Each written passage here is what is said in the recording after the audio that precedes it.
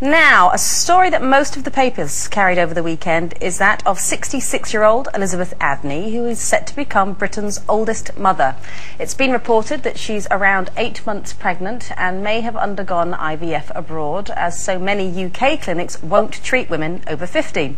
The divorcee, who's apparently in very good health, was quoted over the weekend as saying that it's not my physical age that's important, it's how I feel inside. Some days I feel 39, other days I feel 56. So if she's healthy, she's able to cope, can you understand her way of thinking? Of why not? No, not at all. And I actually think part of being a mother, when it's brought upon you, is kind of a selflessness. What she may feel fine now, but what's that 14-year-old child going to have to care for their parents? When she'll be 18 and it's 14. And I worry about my children and what am I going to do with myself when I'm older, and I don't want them to have the burden of me. Okay, I'm sure deep down, I don't know, who am I to criticise, but that whole thing about being broody surely naturally comes to an end. You're telling me she's still broody? Perhaps, do you think, do you sympathise with that, Sherrie? Could you have imagined carrying on being broody had you not had Keeley? I would have been broody. I just think it's easy and quite glib to say all this when you have children of your own. When you haven't had children and you get to any age, and you know, we can all say we don't feel our ages, do we? We don't feel what we are inside. But if you haven't had children, you know, you can feel very empty. I know I would have done had I not had... it doesn't matter what age I'd have got to, I'd have felt very hurt and very lost and empty inside. And it would have disturbed me greatly. And if somebody had come to you and said, at your age, with IVF, you can go to this clinic and you can have a baby, would you have done it? Well, it took me 8 years to have Keeley. I didn't have IVF. I had other things. I had laparoscopies and all that investigating stuff, you know, that you have to have. And in fact, if I hadn't have had that, they wouldn't have found out that my ovaries were dormant. And the prodding of the ovaries made them work, and I produced the most wonderful child in the world. But what I'm saying is that... Sherrie, if she wanted children, she must have always wanted... Why didn't she do it sooner? Well, maybe, you know, A, maybe she couldn't. B, maybe it wasn't time. You know, there are things in life that's the reason it doesn't happen. But I think it's very glib to sit there and say, oh, it's very selfish, I don't think... Because you have children. You don't know what it would have felt like.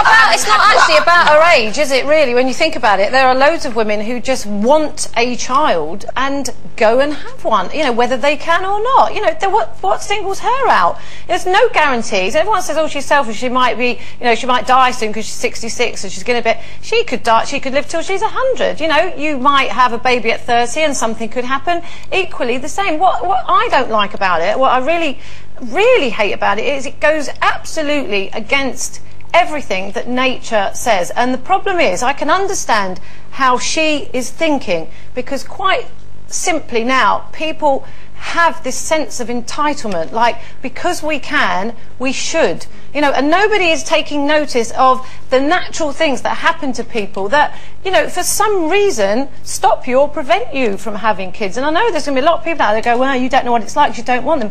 Well, true, I don't want them, but even if I did want them and I couldn't have them, I can absolutely guarantee you that I wouldn't go down that road, because, you know, everyone says, oh, well, we don't know where it's all going to end.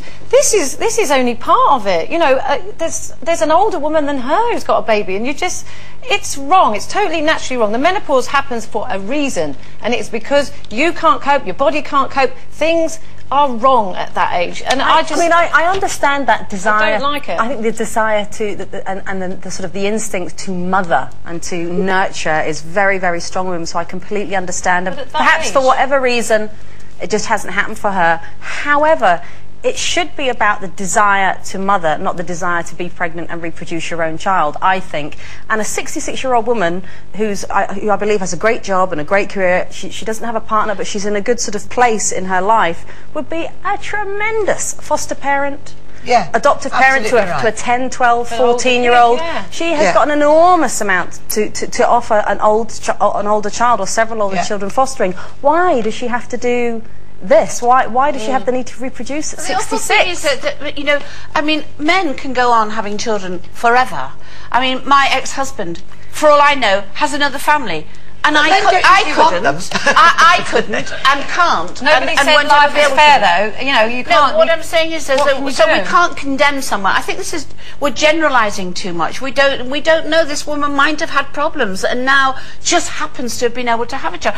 Isn't it better? This child will be totally loved. Think of all those women out there that have had children willy-nilly and now don't want them and now they're not loved and they're in homes. This will be a loved child. Why can't some people just accept that maybe they can't have everything they want? You know, I find that's real generalisation. I just did. You know. No, that's not fair.